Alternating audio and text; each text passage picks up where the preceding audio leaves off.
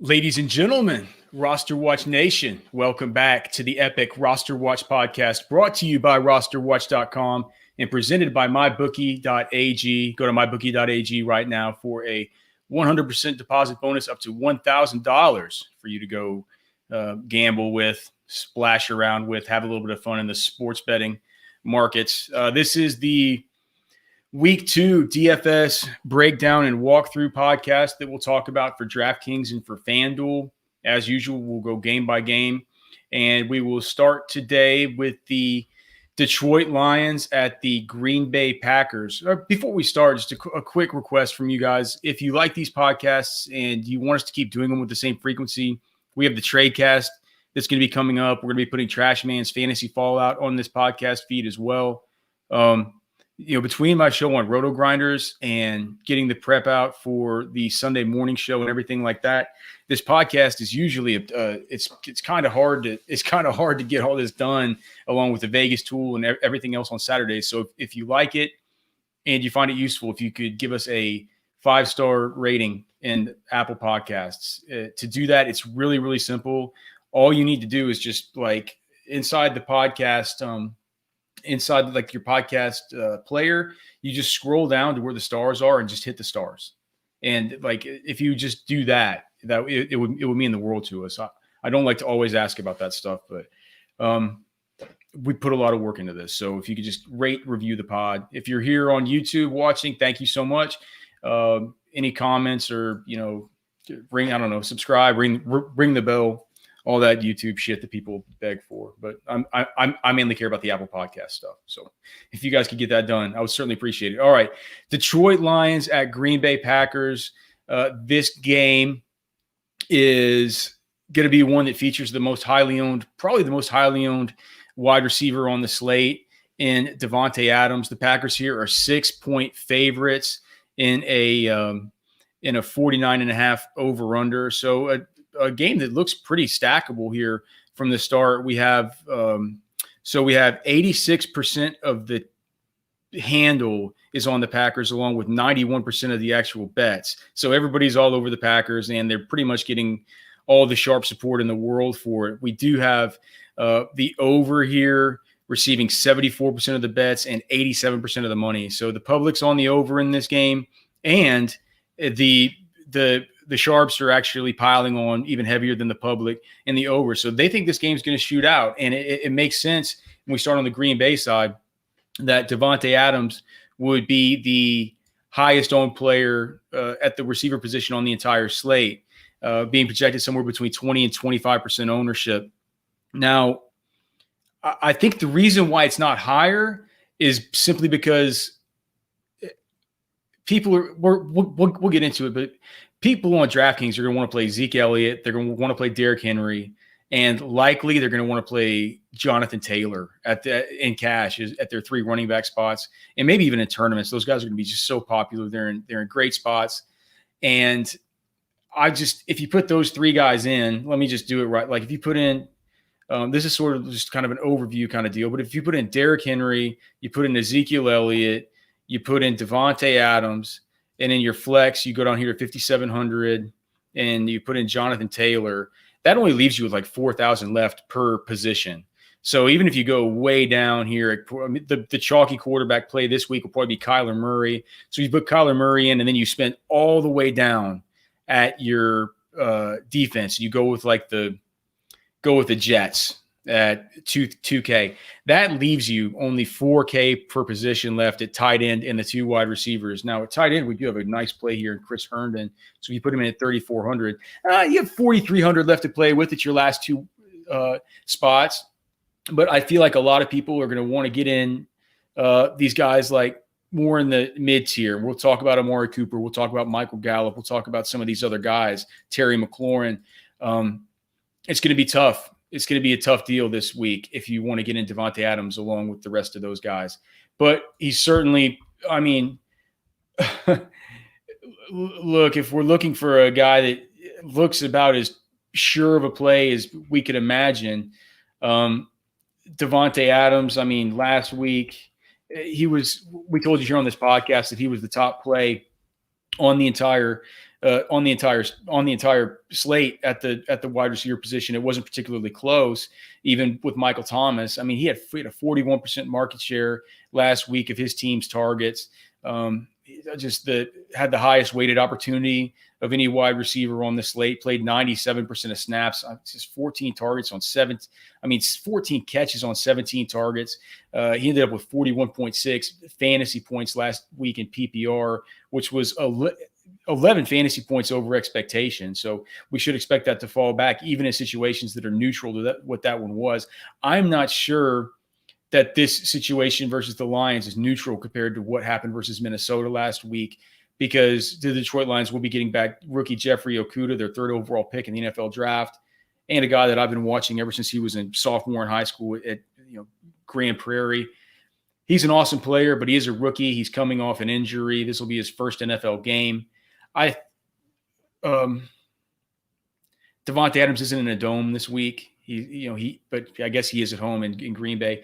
He's still underpriced at 8,100. He probably should be more like 9K.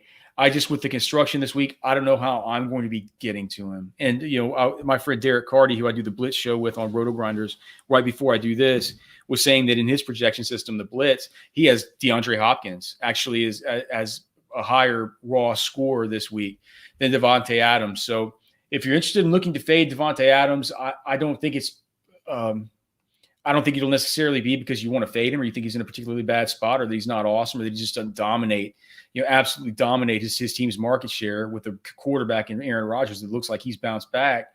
It's just that you're not going to be that much different than the rest of the field, and you're gonna hamper your ability to really stack up those running backs like I'd be interested in doing. Certainly a lot of different ways to go about this. We're going to talk about some wide receivers through the mid-range and some that are a little bit lower through just even the 4Ks that are really, really appealing. So there are just a million different ways that you can go this week. Devonta Adams, though, last week I said you got to get him in everywhere.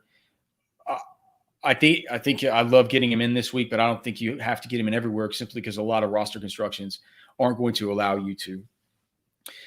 Aaron Jones is not going to be very highly owned at all. It's probably sub 5% ownership, and he's going to be a good pivot. This is a high scoring game where the Sharps think that there's going to be a lot of action, even more action than the public that's all over it. So Aaron Jones is fine. I'm not going to go back to Marquez Valdez-Scantling. Last week, what was his target numbers? I just know that his props everywhere this week are at 2.5 receptions, and there's heavy juice on the over there. He scored 10.3 fantasy points over expectation last week, 4 catches on 6 targets for at a clip of 53.8% of the snaps. Allen Lazard last week played 87.2% of snaps and caught all of his targets. All these guys just last week, super efficient. I mean, we talked about Devonta Adams being 11 fantasy points over expectation. Both Allen Lazard and Marquez Valdez-Scantling, both 10 points over fantasy expectation in PPR. And so basically half of, they were what you would have expected based on their opportunity was basically half of what each of those guys got. I know that the matchup this week isn't getting that much, that much harder, and maybe we should expect more of the same. But I feel like any way that I'm going to stack up this game is going to have to involve Aaron Rodgers and Devonta Adams, and that just makes it super difficult to get in some of the other players that I like. On the Detroit side, we talk about if you talk about fantasy points versus fantasy points over expectation for last week, Marvin Jones has to be, it wasn't that great. He only scored 3.5 points under his fantasy expectation, getting 9.5 points in PPR, but he was on the field for 91% of snaps. It's just the target share just wasn't there for Marvin Jones last week, only a 19.5% target share from Matthew Stafford. You figure he probably has to bounce back. Green Bay, our number 9 matchup of the week, with no Kenny Golladay here in this spot. It should open up to the targets, theoretically continue to open up targets for him, but it could also mean that he gets Jair Alexander. I'm not going to play Adrian Peterson. I'm not going to play because, God damn, Jesus, I would never play Kerryon Johnson. Not going to play DeAndre Swift, even though better days are going to be ahead for that guy. I could not believe that drop last week. What about here with let me just look and make sure that there weren't any kind of, sneaky matchup stuff that I could have been leaving out. So Green Bay is fate. So, look, Detroit is going to be a good matchup for the opposing quarterback and the opposing receivers. And I think if you want to stack Aaron Rodgers and you want to play him with Devonta Adams or Devonta Adams and Alan Lazard, that's fine. I just don't know I don't know who on the Detroit side I'm super excited about bringing it back with. I guess you'll get low ownership on Marvin Jones. I don't know if I'm super excited to play him this week. So that, coupled with the fact that Devontae makes, getting Ezekiel Elliott and Derrick Henry in the same lineup pretty much pretty close to impossible on DraftKings to make it a lineup you like. On FanDuel, it's just different. On FanDuel, you can plug those guys in, stick in Paris Campbell, get in a cheap tight end like Logan Thomas, pay all the way down at defense, and you can make a decent looking cash lineup with Devonta Adams, with Jonathan Taylor, with Derrick Henry and Zeke Elliott on DraftKings. I don't think that you can do it, and certainly I don't think that would be the type of team that you would want to put into a lineup. It looks like we have our boy Minion Hunter. I am Ian's cat. Sorry, I've been missing these questions. Can touch on CD. The hurricane could disrupt Ravens Texans. Hurricane with the tropical storm Beta. I don't think that'll disrupt anything. But yeah, I'll definitely when we get to the Texans game, we'll talk about it. But that tropical storm's slow moving, man. With the dry air coming down, people don't care about me talking about this dry air coming down through Central Texas. I think that thing's going to veer off. All right. Off the rails already, man. All right, on to the next game. San Francisco 49ers at the New York Jets. This game has let's see if I can find the totals here. I'm using a different site today for these totals. So we have the 49ers are 7-point favorites. Jesus Christ, 96% of the tickets are on the 49ers over at DraftKings, 97% of the money. Only 4% of the tickets and 3% of the money are on the Jets to cover this 7 points. So everybody thinks the Jets suck. Le'Veon Bell is out. It looks like LaMichael Pirine could make a return this week, but if he does, he'll only be somebody that's backing up Frank Gore, who's like 48 years old. No interest there. No, look, here's where the interest boils down to on the Jets side. And it's a very important thing to know is Chris Herndon is really coming into play for me on DraftKings as a tight end that I can pay down for and get up to some of these other guys. Look, Jamison Crowder is going to be out of this game. He got hurt Thursday. Was it Thursday? Yeah, Thursday at practice, missed Friday. He's already listed as out. Rashad Perriman has been banged up. We know that Denzel Mims has a couple of bad hamstrings. I don't know who's Darnold's going to be throwing to. This is a 49ers team that comes in much like last week. They're going to be playing a ton of zone.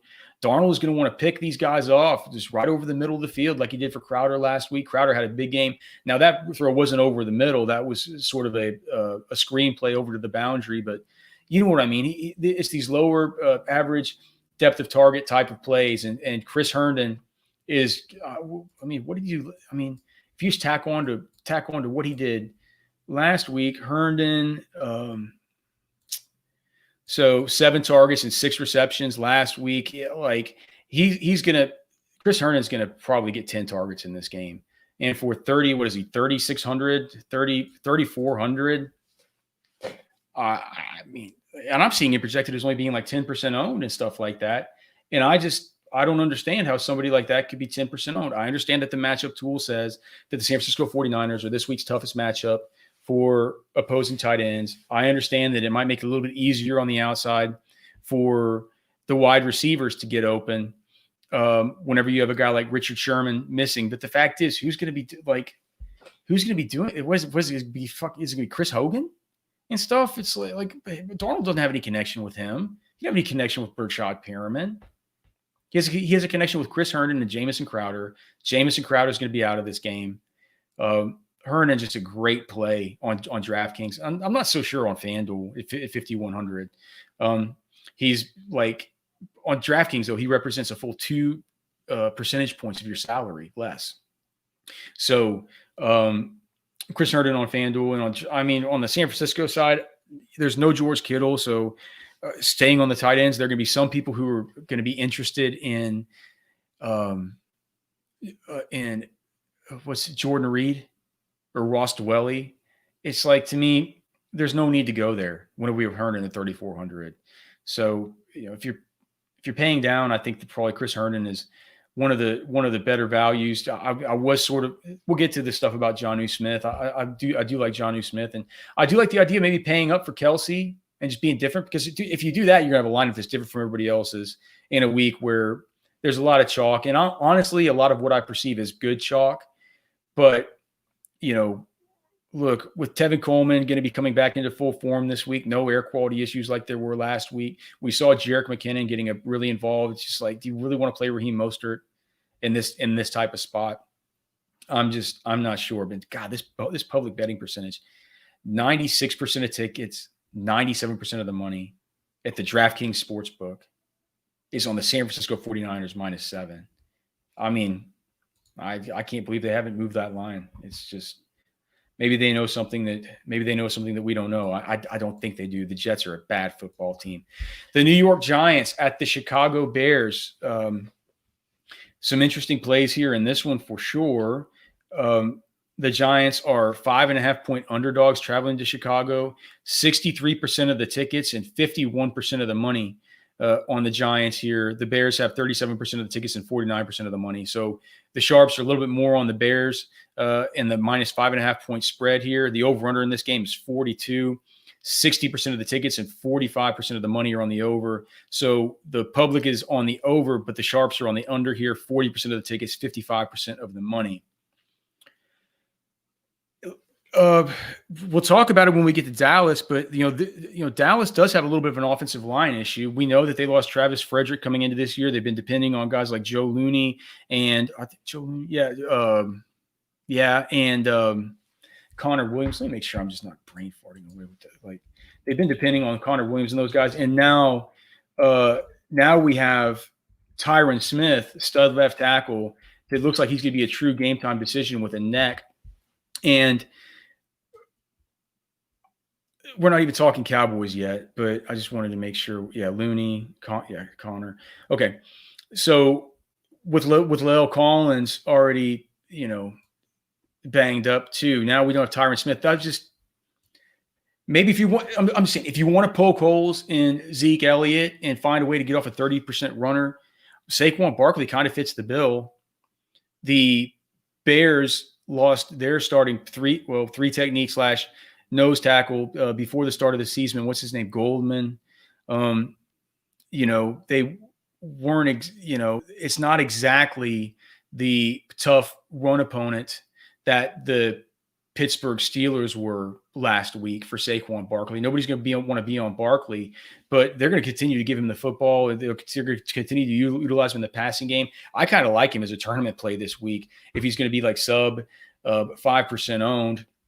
Let me look at our ranking sheet here just so I can see what we have about Saquon. Yeah, so he's plus 115 to score this week. He was still targeted 9 times last week, and his fantasy scoring last week, just based on his usage, he got 21 touches in a regular game. He was basically 12 points under fantasy expectation last week. So at Chicago, even though we have it as a tough matchup for runners still, that thing's going to continue trending down. I think that Saquon is fine to play this week. I'm not over the moon about really anybody else, though. I think that, if I'm playing the Giants side, that's probably the one-off that I am interested in.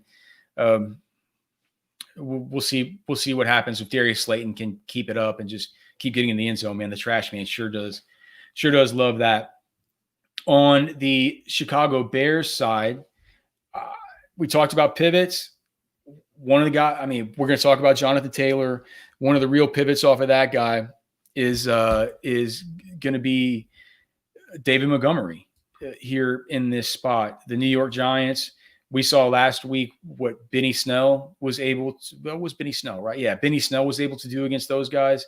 David Montgomery is minus 105 again to score a touchdown this week. He had 17 opportunities last week and was not able to get much done with them. He's probably due for a little bit of positive regression from his 8.4 fantasy points. I mean, he only got one reception last week on 3 targets. That thing could have gone a lot better and been a lot different kind of game for David Montgomery. So I like him. If you don't want to be with the crowd that goes and gets on Jonathan Taylor week and his first big showcase, or what we assume is his first big showcase game for the Indianapolis Colts, you pay 100 down for David Montgomery, who's going to be less than probably 3% owned for a tournament play. I think it's fine. Allen Robinson, squeaky wheel narrative this week. He wants a new contract. He wants to be more involved. You love to hear all of it. A-Rob deserves every bit of it that he can possibly get. He's another one of these guys last week, 4 points under fantasy expectation for him. I mean, this guy had 9 targets. He was in on 85% of the snaps, 25% of his team's market share. Also one of the highest. Let's see, what was his weighted opportunity rating from last week? His weighted opportunity rating from last week was tied for 10th best on the whole entire slate, behind DeAndre Hopkins, Julian Edelman, Devonta Adams, Amari Cooper, Will Fuller, Mike Williams, another guy who we'll talk about, DK Metcalf, and Adam Thielen. So certainly he's getting the usage. He gets our number 4 matchup of the entire week versus the New York Giants. I think for that same reason, Anthony Miller is also in play for sure. If you want to go with Jimmy Graham, you can go ahead and go with him. I don't like playing dead guys.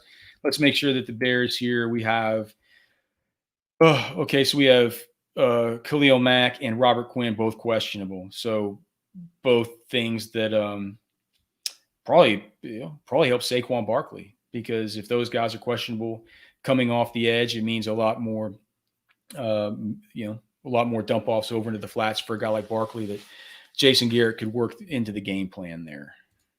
Let's move on here to the next one. We need to pick it up a little bit here.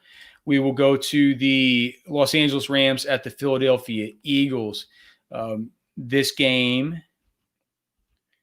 if you'll bear with me again, I'm using a new site here for the odds and stuff, and it's taking me a while. Let's see, just Rams. Okay, the Rams are 1-point favorites. 86% of the tickets on the Rams, along with 84% of the money. So no one's on Philly after they looked like such crap last week when Lane Johnson was hurt. 14% of the tickets, 16% of the money. Looks like, okay, so here's something interesting. The over-under is 45.5. We have 72% of the tickets on the over in this game, but only 28% of the money. So sharp money coming in on the under in this game. And to be honest, I can't tell you the plays that I really love. I mean, I'm trying to think. I think Carson Wentz is going to be better this year than he was versus the Washington football team. We told you last week about the Washington front seven and about how that was going to be tough if we found out Lane Johnson wasn't going to go. It seems like Lane Johnson's going to go this week. I mean, on the Philly, who can you get excited about? Jalen Reagor showed some nice. Look, here's the thing about Deshaun Jackson. Here's the thing about Jalen Reagor. Here's the thing about all of it. There are guys in that same price range who are going to be better plays. At the tight end position, if I'm paying up, I want to get to Mark Andrews. I don't want to get to Zach Ertz or Dallas Goedert.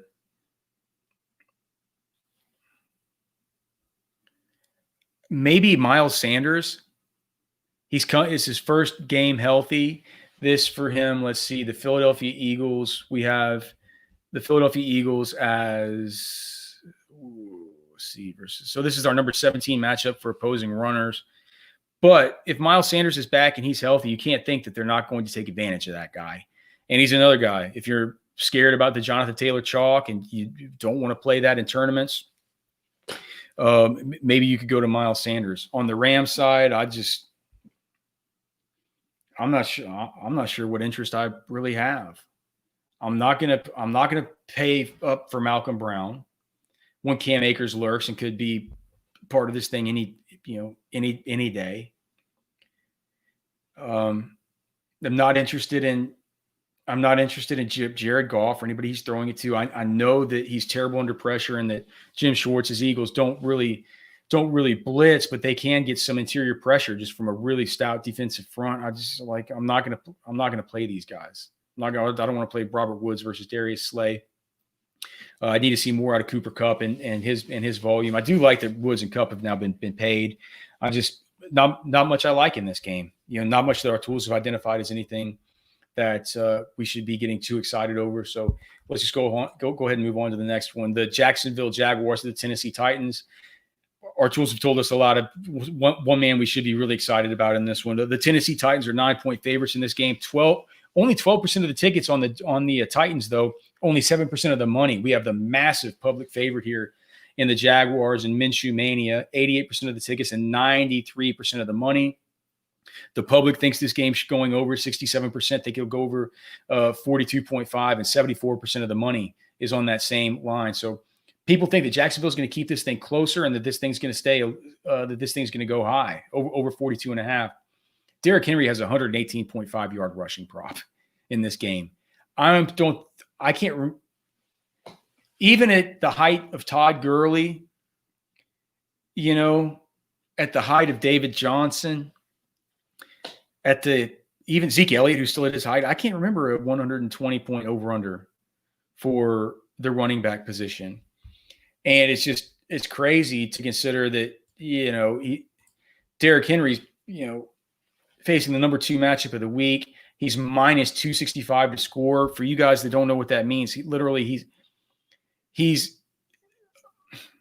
if you wanted to walk into a sports book in Las Vegas and bet that Derrick Henry was going to score a touchdown this week, the sportsbook teller would tell you, all right, put down $265. If he scores a touchdown, you can come back and get your $265 back, and we'll give you another $100. You have to risk $265 to make $100 if you want to bet that Derrick Henry's going to score a touchdown. Those are the same odds, actually, as Ezekiel Elliott this week, but definitely the two hugest odds on the whole entire slate. Christian McCaffrey only at minus 185. So go through that same exercise again. You'll see that the sportsbook's not as worried about Christian McCaffrey scoring a touchdown as it is about those two guys. And these guys are $2,000 less than Christian McCaffrey this week. So it takes Christian McCaffrey completely out of play for me, especially considering that he wasn't able to do anything last year versus Tampa in his 2 games. I remember one of the games he got his ass saved by a couple of touchdowns, but the other, I think that was the game that we've talked about that versus Tampa. That was the game that was the overseas game, the game over in London. But the other game, it was the one time, that was the one team that could shut down Christian McCaffrey last year was the Tampa Bay Buccaneers, and that defense has only gotten better so far. So Derrick Henry, just a core play. He's going to be owned by 30% of teams, but I don't care. I'm not going to just stand by and watch my teams get murdered by Derrick Henry. I'll find ways to differentiate elsewhere. Interestingly, on the Vegas tool, the 2 highest players up on the Vegas tool, and again, these are tools you can find with a pro membership at RosterWatch.com. In the Vegas tool, what I did, I got the 90 props this week up in there. And at the very top of the sheet for DraftKings and FanDuel are Corey Davis and Adam Humphries for their pricing. Corey Davis has been banged up this week. Adam Humphries is puny and scrawny. But there's no A.J. Brown. It's a good matchup versus Jacksonville. I'm probably not going to play either of them just because I don't feel like I need to get down that low. There's some guys that I like even in the low 4Ks much better than Corey Davis or Adam Humphries. But if you find yourself in a spot where maybe you want to play you want to play all the big dog running backs and you want to play Devonta Adams, I think a way to open it up is to play Herndon at tight end and to play Adam Humphries at one of your wide receiver spots. That's the kind of thing that you could maybe do and be able to salvage like an extra 45 to 5K for your third wide receiver on DraftKings. But it feels thin to play Adam Humphries. You're really depending on volume, and we've seen that let's just see what are Ryan Tannehill's attempts last year versus it doesn't seem like he's had many attempts versus the Jacksonville Jaguars, just because that's a game where you can just let Derrick Henry eat. But let's just see. So last year, number of attempts versus Jacksonville, only 18 attempts versus Jacksonville in the one time that he faced them. So, yep. If you get 18 attempts, you're not going to get massive volume to Adam Humphries here in this game. On the Jacksonville side, I'm not going to play James Robinson. I think it's fine if you want to play him. It's just, we talked about it last week. I generally like to avoid playing running backs in the same game. They generally don't correlate well with each other. Last week, that bit me in the ass. I made it a rule to where I was not going to play Josh Jacobs and Christian McCaffrey in the same lineup, and that's what I should have done. So, it's not a hard and fast rule. It's not always right, but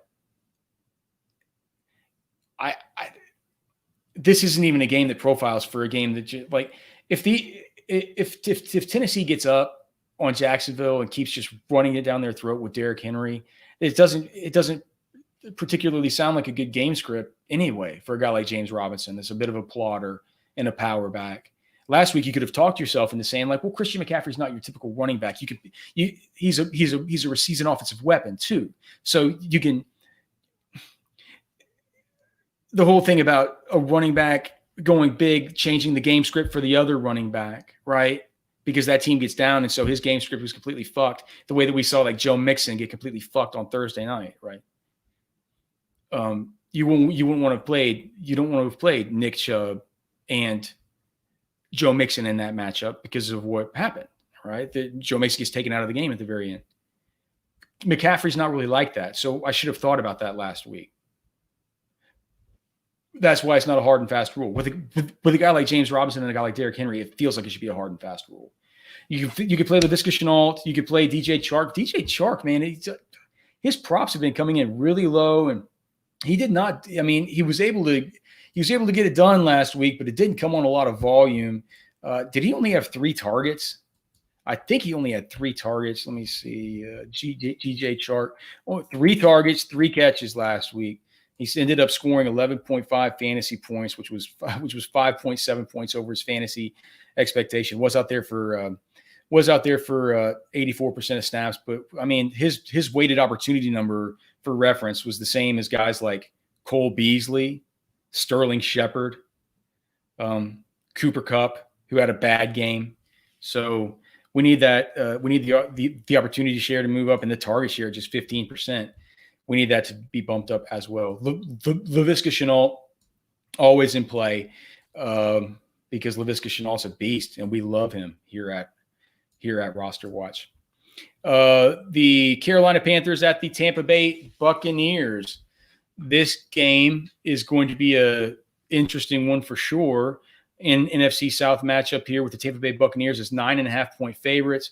We have 42% of the tickets on the Bucks, along with 50% of the money. So a little bit of a lean with the public here for the Panthers to cover this 9.5, but the money's 50-50. It feels like the books and the public are pretty much in line here. Nobody knows what the hell to think about this.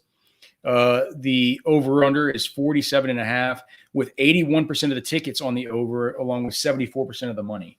So public's on the over. Sharps are pretty much on the over. Okay. No Chris Godwin. So what that does is it elevates Mike Evans in a terrific matchup here to what I almost feel like, I know he was banged up last week. He did still play a bunch of snaps. He just wasn't utilized. We told you to treat Mike Evans as if he didn't exist last week in fantasy. And honestly, even though he scored the touchdown at the very end of the game in garbage time, that was all he did. He didn't do anything else. So not playing Mike Evans last week was actually a pretty good move. Let's see. Where is Mike Evans? Why the hell is he way down here? He's only $6,400 on DraftKings, which seems cockamamie. I mean, even though he was hurt, he played 92.9% of snaps last week. And you're telling me that Tom Brady's not just going to load up and go to this dude whenever Chris Godwin's hurt and all he has besides him is Scotty Miller and Justin Watson in the number 8 matchup of the week. I mean, Bruce Arians said last week, I mean, look, Mike Evans was hurt. Bruce Arians was saying last week, I thought it was prudent not to throw to him. But Arians was saying he's pissed off he didn't get it to him more often. He was angry about it. You just feel like Mike Evans is going to be a big part of this game plan. He's even money to score this week. I just, 6,400 on DraftKings, 7,400 on FanDuel, basically the exact same amount of your salary range on both. If you're not getting all the way up to Devonta Adams, Mike Evans is just the kind of guy that fits right in the pocket there with the Amari Coopers of the world, with the Marquise Browns of the world, with a lot of these guys who you might want to be playing. I think Scotty Miller, probably a dude, who you could maybe take a gamble on. People will think about him as like a little short slot guy because he is short and he's white and he is and he's small and he looks kind of like Julian Edelman, but he's an outside receiver. We'll have Justin Watson probably sliding into the slot, and probably they'll be moving Mike Evans into the slot to get him the best matchups. Not that he needs any of the best matchups, but I can't even imagine Mike Evans versus like guys like Troy Pride from Notre Dame, who we saw at the Senior Bowl. I mean, it should be a print fest as long as he's healthy. Let's see. So we have some Raiders news here. Looks like Henry Ruggs is still questionable. So keep that in mind as we move forward. I don't think that game is on the main slate, though. On the Carolina side, we already talked about McCaffrey. I'm not doing it. I mean, DJ Moore, am I doing it? DraftKings, I'm not, because he's the same price as Mike Evans. Despite not really going off too well last week, he's still rates pretty highly here in weighted opportunity, top 15 or so from last week. He scored about 7 points under his fantasy expectation last week. So basically his expected points in the model was more like 17 fantasy points. He only ended up scoring 9.4. I think it's just it's because of the inefficiency catching the football. 9 targets, only 4 receptions. He wasn't on 86.6% of snaps. Look, people are going to be honing in on Robbie Anderson because he had the big game. But if you look at I'm looking at the same expected points model, he was almost 12 points over his expected point total with the 25.5. So things should shift back towards DJ Moore. No one's going to be on him. I'm not going to play him. Maybe if you're playing a stack with Tom Brady and Mike Evans, you could bring it back with DJ Moore. And you know what? If you want to play Christian McCaffrey, it's fine. It's just not the way I go about putting together a roster this week with how much I like Derrick Henry, how much I like Zeke Elliott, and this sort of mid-range run of wide receivers that we kind of keep talking about. All right, on to the next one. Denver at Pittsburgh. We have the Steelers, what a badass defense. 7.5-point favorites in this game, 71% of the tickets, along with 60% of the money. The Denver Broncos, 29% of the tickets, but 49% of the money is on those, or 40% of the money is on those guys. One of the lowest over-unders of the whole entire slate here at 41.5. We have 39% of the public is taking the under here, but 61% of the money is on the under. So it's basically flipped on the other side too. If you look at what the over is, 61% of the tickets, 39% of the money. So the sharps here like the under. For once, I actually get to agree with the sharps and pretend that I'm sharp with sports betting. But I don't like this game. We don't know about Cortland Sutton. I don't think he's going to play. Jerry Jeudy can't catch.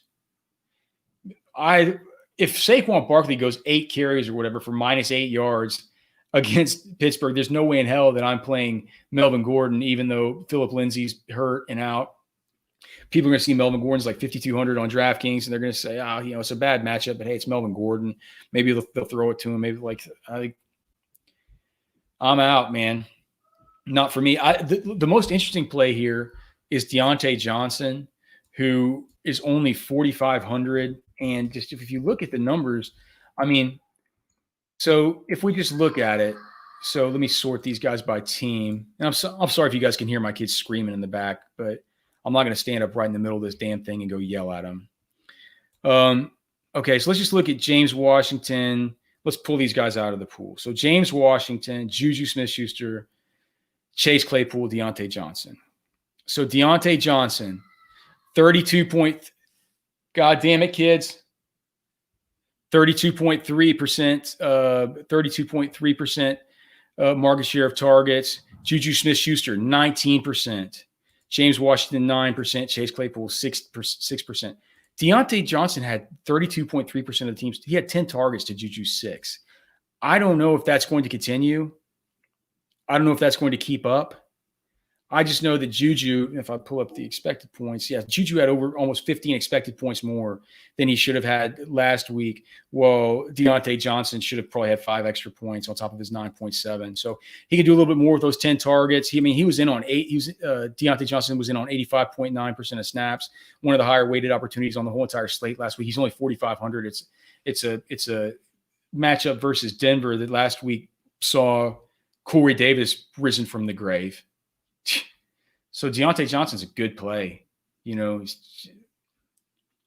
think he'll be a little popular, but I like Deontay Johnson. Hell, man, I like Big Ben here. I like Juju.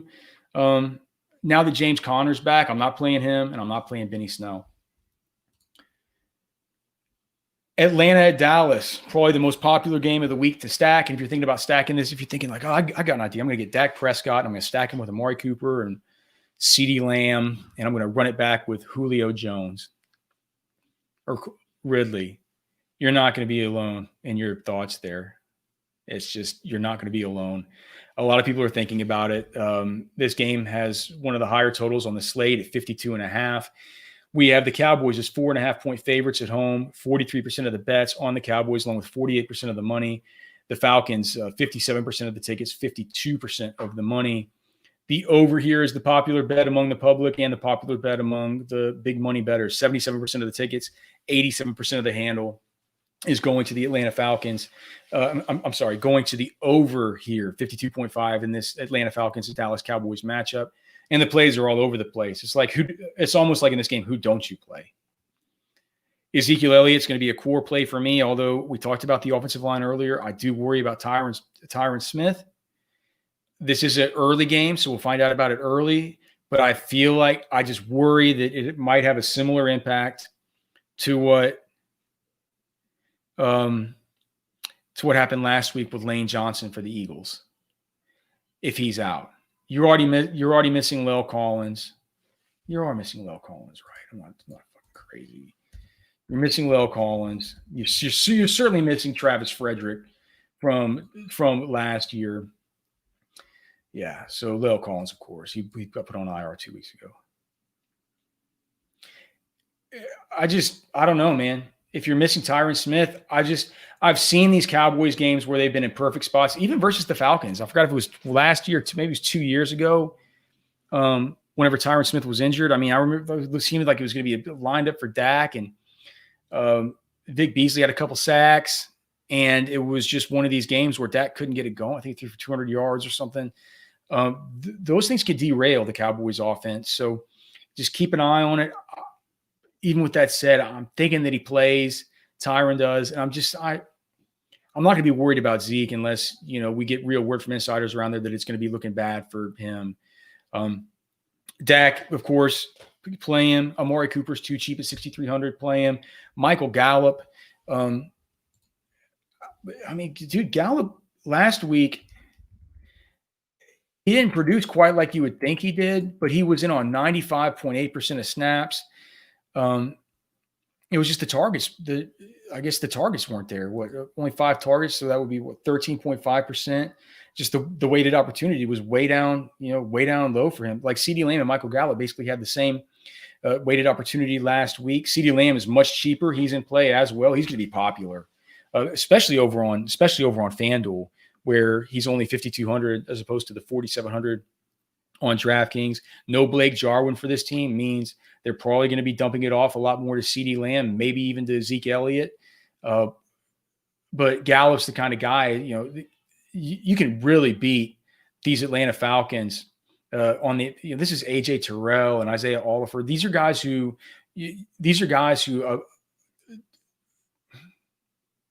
Michael Gallup matches up well against them on the perimeter.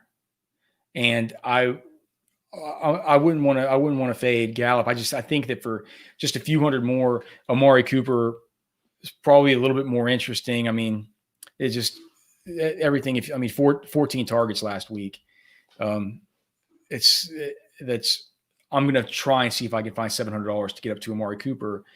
That being said, he's going to be a lot more popular, and we know that Amari's at home, and Amari usually shrinks versus tough competition. This is easy competition. I think Amari's good this week. So those are all great plays.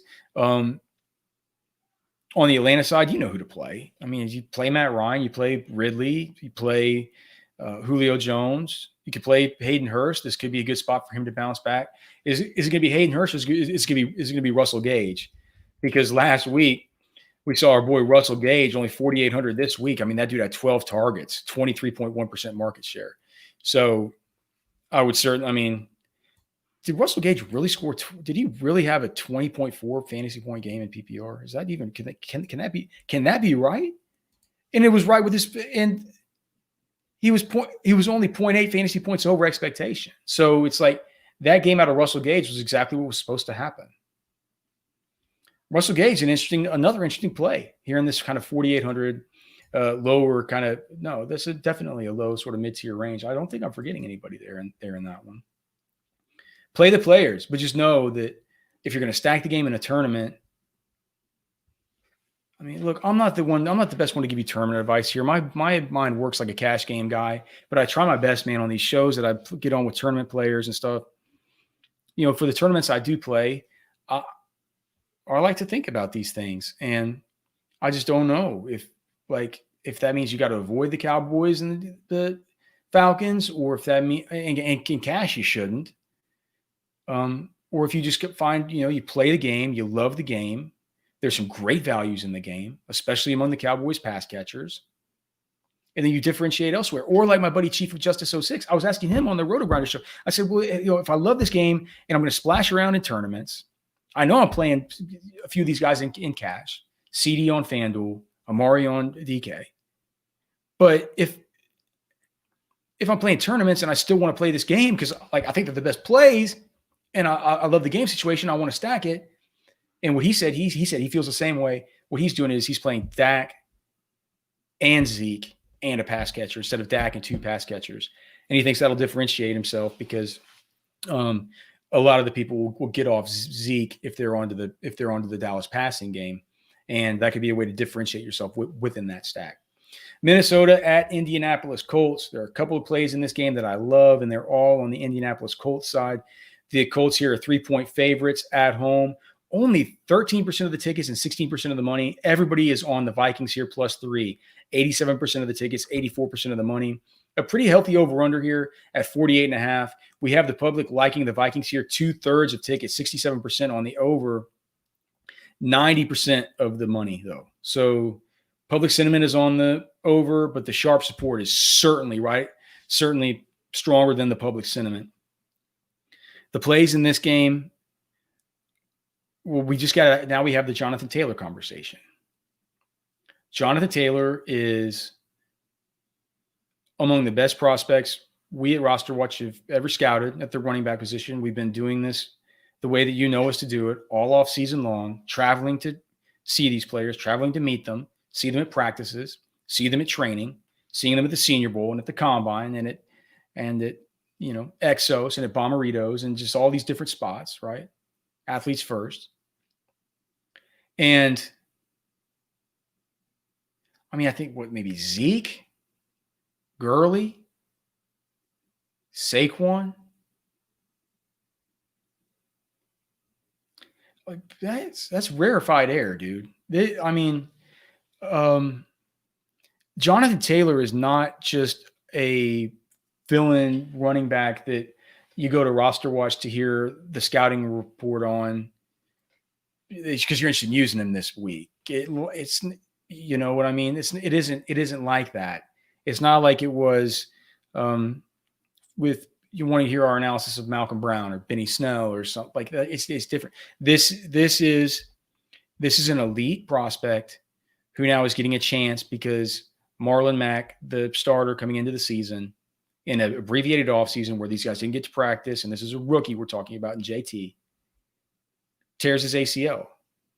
And the big question about Jonathan Taylor coming in was, well, he wasn't used at all in the passing game. They would talk about it every year at Wisconsin, but they never used him in the passing game. Was he going to get used in the passing game here for the Indianapolis Colts?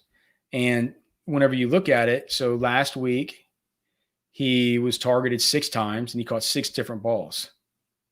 He had 21 opportunities last week as only a 35.1% snap participant. He had a 13% market share of his team's targets. He had the same market share of his team's targets last week in that game versus the Jacksonville Jaguars that DJ Chark did on the other side. So when Jonathan Taylor actually gets the opportunity here versus Minnesota, our number 9 matchup of the week, he's plus 100 to score. He's only 5,700 on DraftKings. He's 5,800 on FanDuel.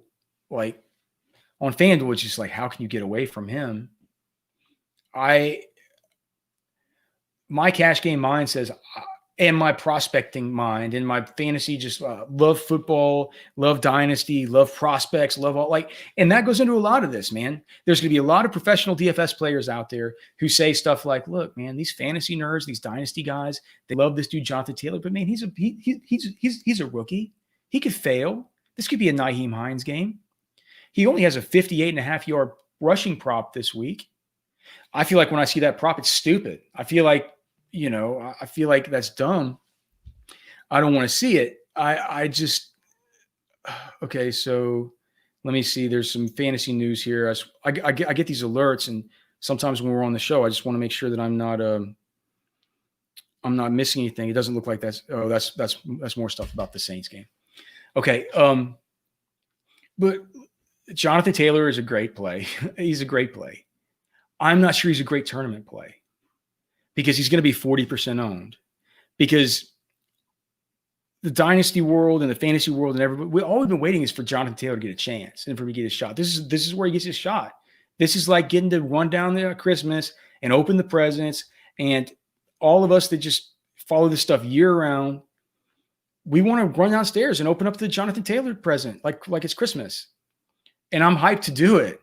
And so in season long, I love playing him. I've been trying to trade for him all week. Unfortunately, I'm in leagues with other people like me.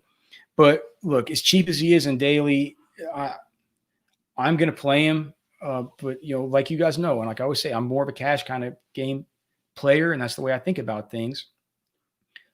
I was asking, though, Chief earlier on our Roto Grinder show. It's like, man, can I play him in tournaments? I think you can absolutely play him in tournaments if you believe in him and you want to do it. I just think it's going to make things harder to differentiate elsewhere.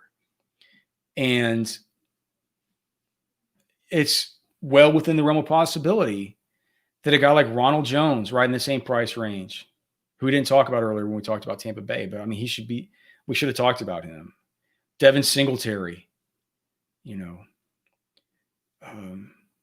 we talked about who did we talk about? We didn't talk about, we didn't talk about Gurley, but Gurley. Everybody's on Julio and Ridley and stuff. What if it's a Todd Gurley game? It could be a Todd Gurley game. So Kenyon Drake, who we'll get to. So they're pivots off of JT. But boy, what an exciting play he is this week, and what an exciting play Paris Campbell is this week. So what sucks for me is I want to play JT and I want to play Paris Campbell, but in tournaments I don't want to play any Vikings. So what do? I think it's probably in tournaments, as much as I hate to say it, in tournaments I might not play John. I can't even say it. I can't bring myself to say it. I might play Nyheim Hines over John. I can't make it come out of my mouth. Paris Campbell, a 4.5 reception, 45.5 receiving yard over under. He's plus 165 to score. Looked like the number 1 wide receiver last week for the Indianapolis Colts. Hope you guys are enjoying owning him. If you use the cheat sheets at rosterwatch.com for season long. And the other thing to mention, Jack Doyle is going to be out of this game, so maybe opens the door for a cheap Mo Alley Cox there. I did notice he's got a 2.5 reception over under with juice on the over there. So Vegas is projecting him for about 3 catches. If he can do that, he is minimum salary over on DraftKings. And so you might want to give Mo Alley Cox a look. If you're just scraping from the very bottom of the barrel, you need somebody even cheaper than Chris Herndon. That could be where you look. All right, one more game before we get into the afternoon games. That's Buffalo at Miami. Thankfully, not too many plays to get to in this one, even though I do the show right after my Roto Grinder show. So I'm always talking about my friends Cardi and Chief. Cardi's a real cash game dude. Chief's a real tournament guy. And Chief always has some off-the-wall plays, but his favorite play of the week is Stefan Diggs. So take it for what it's worth. Stefan Diggs this week, Chief Justice 06, one of the true GOATs in the GPP streets over on FanDuel, is going to be all over Stefan Diggs, and that's his biggest conviction play of the week. I love playing Josh Allen this week because as I look at ownership here, all he did last week was go absolutely fucking ham on people, and now he gets to go to Miami, and he's only going to be like 5% owned. So, yeah, dude, it's that is something that I'm very, very, very interested in. And like I mentioned about Devin Singletary, if you look at the props from Vegas, it's like Devin Singletary basically has the same. Even if you look at their scoring, Jonathan Taylor is plus 100 to score. He's even wanting to score. Devin Singletary, I believe, was plus 165. But even when we take those into account through our algorithm, they basically have the same projected output on the week. So those kinds of guys, I mean, Devin Singletary, Zach Moss, I don't think I would play him. I'm interested in running out Josh Allen naked, which means running out Josh Allen without anybody connected to him and hoping that maybe he like runs into for touchdowns and continues to get it done through the year. I mean, Jesus, last week we saw him attempt 46 passes and also attempt 14 rushes. So if we keep getting that, you tell me, like, why is Josh Allen going to be sub 5% owned? He's one of my. The more and more I'm talking myself onto Josh Allen as a way to get off these chalky stacks where everybody's going to be, or these chalky lineup builds where everybody's going to be paying up for Zeke, Derrick Henry, Jonathan Taylor, and getting a Kyler Murray at quarterback. If I can just pay up, if I can find a way to pay up 600 more from Kyler Murray to Josh Allen, maybe there's something I could do there. And also, once I do that, it doesn't handcuff me to stacking Kyler with a Christian Kirk play that I'm not bought into at all. Miami, don't care one bit about it.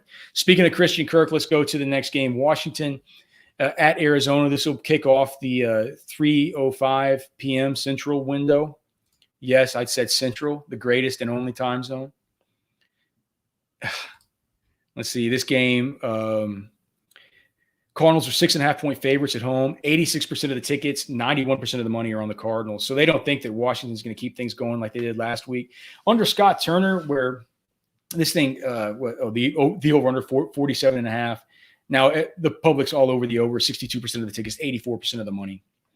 What we saw last week with Scott Turner in Washington, well, we saw a couple things. One, this is a good front seven defensively that we talked about. Two, they run fast. So this game projects to be fast-paced.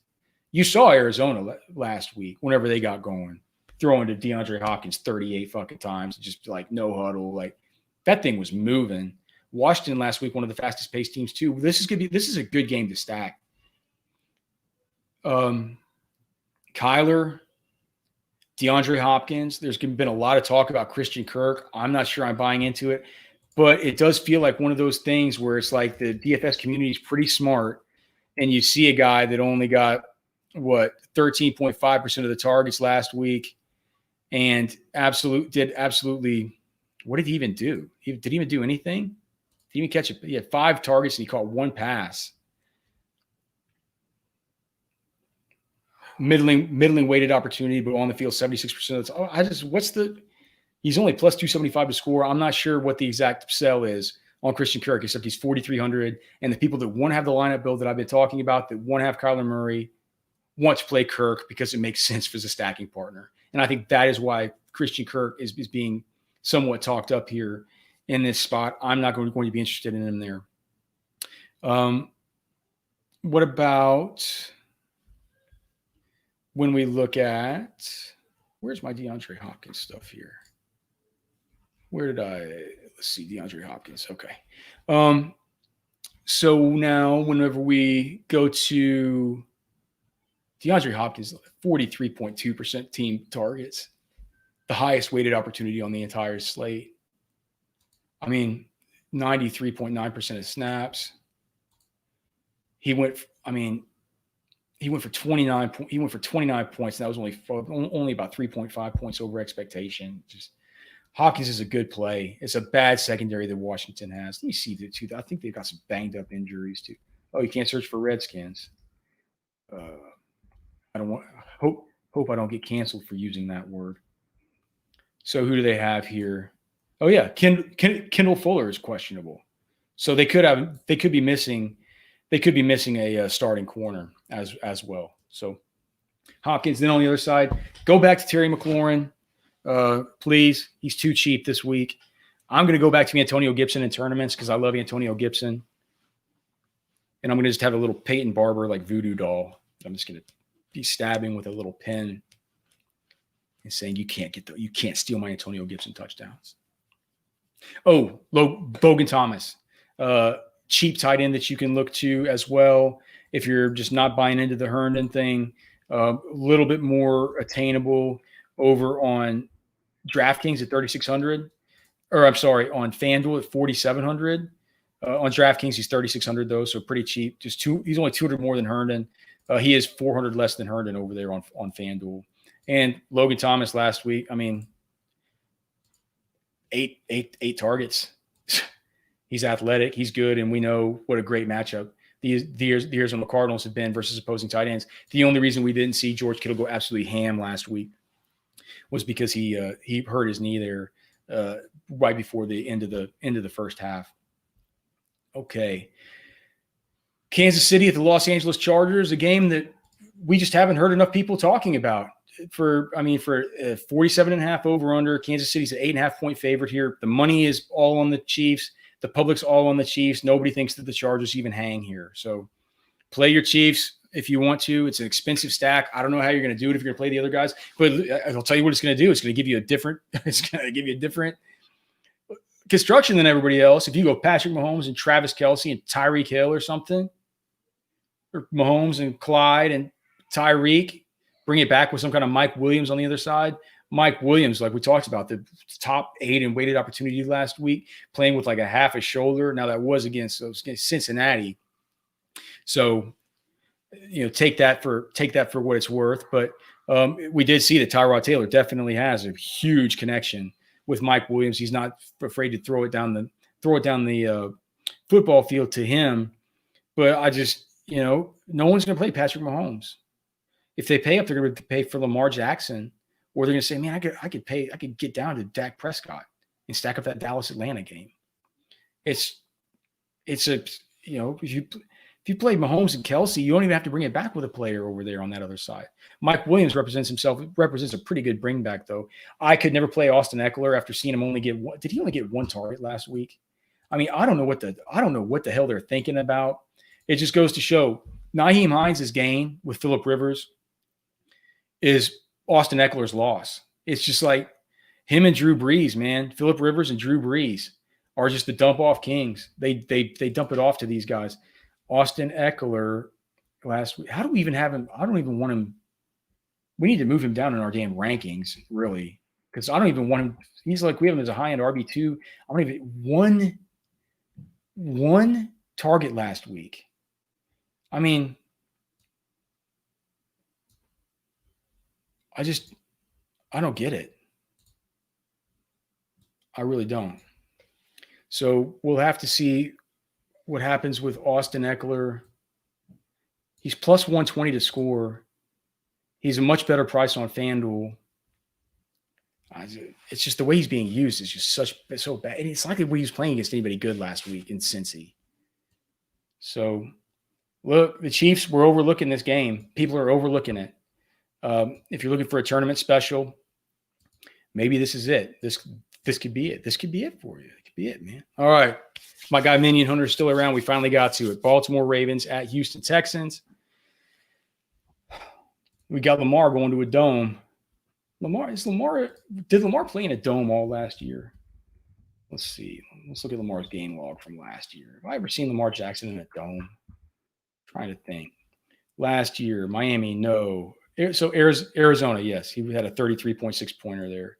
KC, no. Cleveland, no. Pitt, no. Cincy, no. Seattle, no. New England, no. Cincy, no. Houston last year. He played Houston last year? He had a 35-pointer in Houston. San Francisco, no. Buffalo, no. So in his 2 games last year in domes, he scored between 34 and 38 fantasy points. 34 and 30. He scored between 33.6 and 35 fantasy points in domes. I love Lamar. Of course, you're going to want to play him. You probably want to play Marquise Brown, even though there's been talk that Bradley Roby was really good against Tyreek Hill, kind of coming from the PFF fish crowds. I don't give a shit. It's like you play Marquise Brown if you want to. He's right there in that sweet spot, that 6,200 sweet spot where it's hard to decide. Like, do I go with Mike Evans, Amari Cooper, Marquise Brown? But for that reason, that's kind of where I want to live this week with my wide receivers, and why I can't be as all aboard with Devonta Adams as I was last weekend. And you hate to see it. The other guy I just can't get completely all aboard with, even with how he was going to be used and the number of targets that he got before is just on the other side is Will Fuller, just because of the matchup. I think people are going to be scared of the matchup. And if you're not scared of the matchup and he goes big, good for you. Minion Hunter was asking about the tropical storm, if that was going to affect anything. Or he said the hurricane. It's not a hurricane yet. That's a crappy looking little tropical storm. Let me just go to Space City weather here for a hype-free forecast. Let's see. So it looks like Sunday, beginning fairly early on Sunday, we could see some outer rain bands from Beta moving into the Texas coast. Most likely these will be light to moderate, at least during the daytime hours. Coastal areas may see upwards of 1 to 2 inches of rain, but inland areas will likely see less. All in all, this should not be too disruptive. Coastal areas may see tides rise 3 to 4 feet above sea levels, particularly on Sunday evening and Monday morning. Tropical storm force winds arrive along the coast from Matagorda Bay to Galveston. So, all right, so we're talking Matagorda Bay and Galveston, where we get the winds and we get the heavy rain, at least on Sunday, and that's Sunday night. Minion, you have no need to worry about anything happening at Reliant Stadium. And they can close the roof there, even if it was. I think they can. So anyway, that's going to be the rundown, guys. Love you. Thank you so much for tuning in. If you're watching on YouTube, again, please click the up, whatever, thumbs up, subscribe, ring the bell on Apple Podcasts. If you could please rate and review. It would mean the world to us. Just scroll down and hit the 5 stars. So until next time, guys, best of luck. Enjoy your football. And we'll see you next week.